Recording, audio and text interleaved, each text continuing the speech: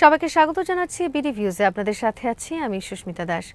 যুক্তরাষ্ট্রের president Donald Trump দাবি করেছেন সাম্প্রতিক হামলায় ইরানের শীর্ষ সামরিক নেতৃত্ব কার্যত নিশ্চিহ্ন হয়ে গেছে এবং দেশটির সামরিক সক্ষমতা মারাত্মকভাবে ক্ষতিগ্রস্ত হয়েছে। একই সঙ্গে তিনি দাবি করেন নিহত সাবেক সর্বোচ্চ নেতা আয়াতুল্লাহ আলী খামেনির ছেলে ও সম্ভাব্য উত্তরসূরি মুস্তফা খামেনিও গুরুতরভাবে আহত হয়েছেন এবং তিনি 90% শেষ। সোমবার মার্কিন সংবাদ মাধ্যম ফক্স নিউজকে দেওয়া এক সাক্ষাৎকারে ট্রাম্প এসব মন্তব্য করেন। সাম্প্রতিক সপ্তাহগুলোতে যুক্তরাষ্ট্র ও ইরানের মধ্যে সামরিক সংঘাত নতুন মাত্রা পাওয়ার পর তার এই বক্তব্য আন্তর্জাতিক অঙ্গনে ব্যাপক আলোচনার জন্ম দিয়েছে। আরও বিস্তারিত থাকছে ওয়াহিদ ফারুকীর প্রতিবেদনে।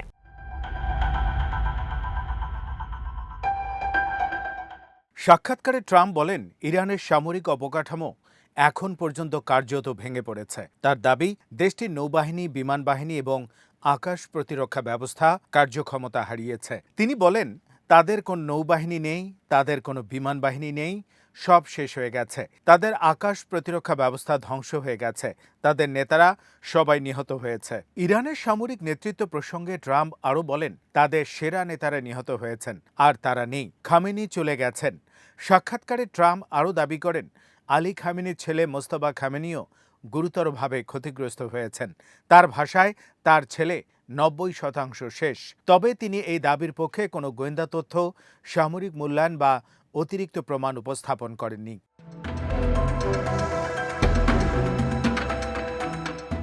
মুস্তফা খামেনি দীর্ঘদিন ধরেই ইরানের ক্ষমতার অন্যতম প্রভাবশালী ব্যক্তি হিসেবে পরিচিত। আলী খামেনির জীবদ্দশায় তাকে সম্ভাব্য উত্তরসূরি হিসেবে দেখা হতো। বিভিন্ন আন্তর্জাতিক প্রতিবেদনে বলা হয়েছে, যুক্তরাষ্ট্র ও ইসরায়েলের সাম্প্রতিক বিমান হামলায় তিনি আহত হন এবং বর্তমানে চিকিৎসাধীন রয়েছেন। চলতি মাসে ইরান ও ইরাকে অনুষ্ঠিত আলী খামেনির জানাজা ও দাফন সংক্রান্ত অনুষ্ঠানে মোস্তফা খামেনিকে প্রকাশ্যে দেখা যায়নি। তার অনুপস্থিতি নিয়ে বিভিন্ন মহলে জল্পনা কল্পনা শুরু হলেও ইরান সরকার এখন পর্যন্ত তার শারীরিক অবস্থা সম্পর্কে বিস্তারিত কোনো আনুষ্ঠানিক বিবৃতি দেয়নি।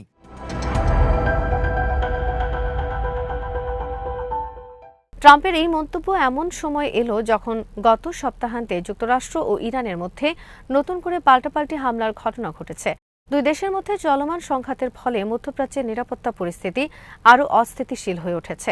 সাক্ষাৎকারে ট্রাম্প জানান, যুক্তরাষ্ট্র আবারও ইরানের বিরুদ্ধে হরমুজ প্রণালীতে অবরোধ কার্যকর করছে। তিনি বলেন, আমরা অবরোধ পুনর্বহাল করছি। একই সঙ্গে তিনি ঘোষণা দেন, হরমুজ প্রণালী দিয়ে চলাচলকারী বাণিজ্যিক জাহাজগুলোর নিরাপদ চলাচল নিশ্চিত করতে যুক্তরাষ্ট্র অর্থ আদায় করবে।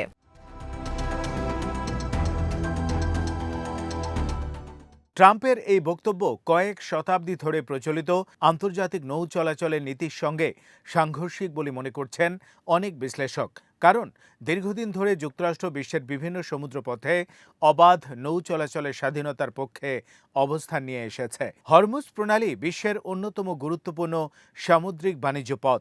পারস্য উপসাগরীয় দেশগুলো থেকে আন্তর্জাতিক বাজারে রপ্তানি হওয়া বিপুল পরিমাণ অপরিশোধিত তেল, তরলীকৃত প্রাকৃতিক গ্যাস এবং অন্যান্য জ্বালানি পণ্য প্রতিদিন এই প্রণালী দিয়ে পরিবহন করা হয়।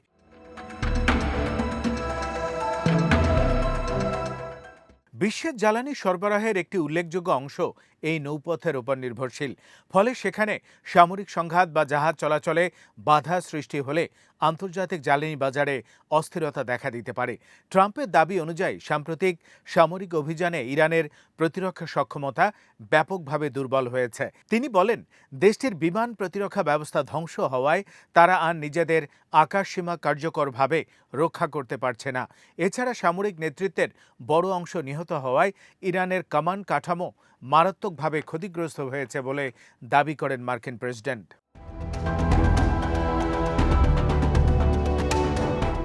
আন্তর্জাতিক বিশ্লেষকদের মতে চলমান সংঘাতের মধ্যে তথ্যযুদ্ধ সমানভাবে চলছে। উভয় পক্ষই নিজেদের অবস্থান শক্তিশালী দেখাতে এবং প্রতিপক্ষের ক্ষয়ক্ষতি বড় করে তুলে ধরতে বিভিন্ন দাবি করছে। তাই নিরপেক্ষ আন্তর্জাতিক পর্যবেক্ষকদের মাধ্যমে যাচাই না হওয়া পর্যন্ত এসব তথ্য সতর্কতার সঙ্গে বিবেচনা করা প্রয়োজন। বিশ্লেষকদের মতে ইরানের সামরিক নেতৃত্বের উপর ধারাবাহিক হামলা দেশটির নিরাপত্তা কাঠামো এবং রাজনৈতিক নেতৃত্বে দীর্ঘমেয়াদী প্রভাব ফেলতে পারে।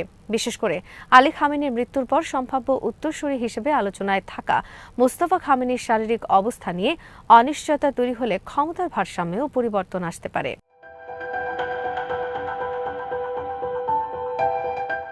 অন্যদিকে হরমুজ প্রণালীকে কেন্দ্র করে ট্রাম্পের নতুন অবস্থানও আন্তর্জাতিক কূটনৈতিক মহলে উদ্বেগ সৃষ্টি করেছে।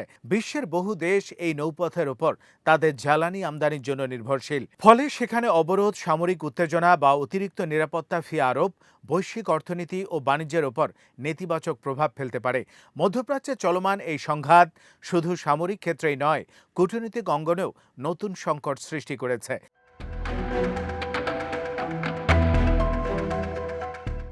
যুক্তরাষ্ট্র, ইরান, উপসাগরীয় আরব দেশ এবং পশ্চিমা মিত্রদের মধ্যে সম্পর্ক আরও জটিল হয়ে উঠেছে। আন্তর্জাতিক সম্প্রদায় পরিস্থিতি নিবিড়ভাবে পর্যবেক্ষণ করছে এবং সংঘাত আরও বিস্তৃত হলে তা বিশ্ব জ্বালানি বাজার, আঞ্চলিক নিরাপত্তা এবং বৈশ্বিক অর্থনীতিতে সুদূর প্রসারী প্রভাব ফেলতে পারে বলে আশঙ্কা করা হচ্ছে।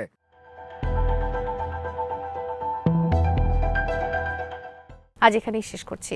সবাই ভালো থাকুন, সুস্থ থাকুন আর দেখতে থাকুন বিডি ভিউজ। চ্যানেলটি ভালো লাগলে সাবস্ক্রাইব করুন, সংযুক্ত থাকুন আমাদের ফেসবুক পেজে।